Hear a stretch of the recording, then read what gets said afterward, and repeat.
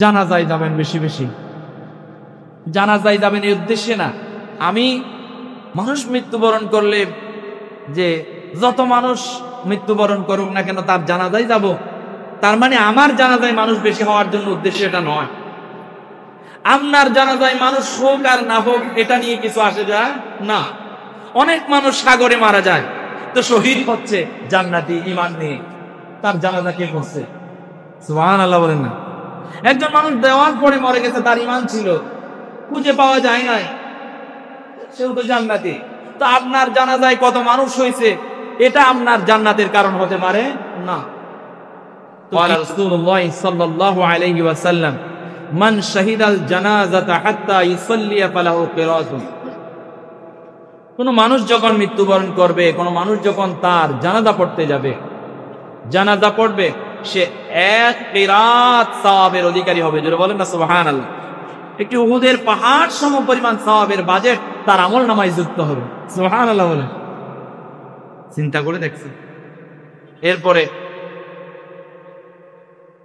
এরপরে যখন ওই মানুষটা ওয়ামান শাহিদা হাত্তা তুদফানা কানা লাহু কিরাতান, ওই মানুষটা যখন তার দাফন কাফনে শরীক হয়, তার মানে একটা মানুষকে আপনি জানাজা সহ কবরস্থান পর্যন্ত বিদায় দিয়ে সালাম দিয়ে জিয়ারত করে আসবেন, তার মানে এই যে আপনি 2 কিরাত সওয়াবের অধিকারী হয়েছেন, 2টা উহুদের পাহাড় সম পরিমাণ সওয়াব আপনার আমলনামার মধ্যে যুক্ত করা হয়েছে।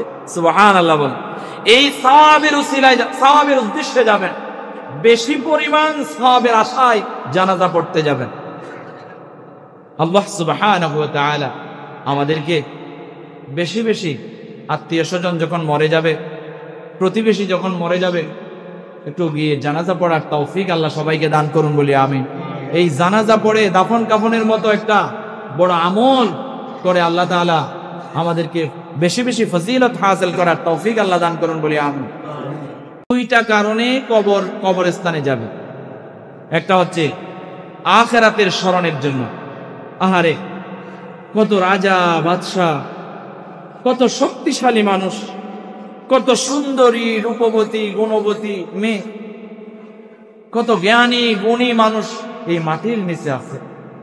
আমার কত পূর্বপুরুষ চলে গেছে। এই আখিরাতের ভয়ে, আখিরাতের স্মরণ করণার্থে আপনি কবরে যাবেন। এরপরে 2 নাম্বার, আপনি কবরস্থানে যাবেন। 2 নাম্বার কারণ হলো আপনি সালাম দিতে যাবেন, তাদের শান্তি কামনা করতে যাবেন, তাদের মাগফিরাত কামনা করতে যাবেন। তখন লাভ কি হবে? লাভ হবে একটা হচ্ছে আপনি কবরস্থানে যাওয়ার ফলে আপনি আখিরাতের ভয় আপনার আসছে, যার দরুন আপনি গুনাহ থেকে বেঁচে থাকবেন।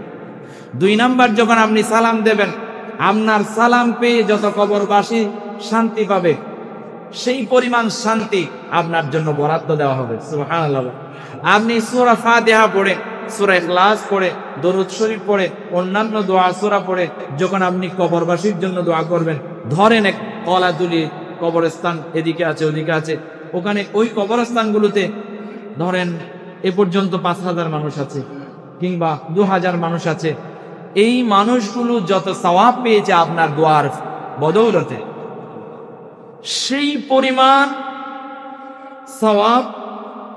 পরিমাণ সওয়াবের একটা বাজেট আপনার জন্য আগে নির্ধারিত হয়ে যায়। সুবহানাল্লাহ। আপনার আমলনামায় যোগ হয়ে যায়। তাহলে কবরস্থানে গেলে লাভ আছে না? আমরা বেশি বেশি কবর জিয়ারত করবো ইনশাআল্লাহ। আল্লাহ তৌফিক দান করুন বলি আমিন। কবর জিয়ারত শিখবেন, কিছু দোয়া সূরা শিখবেন।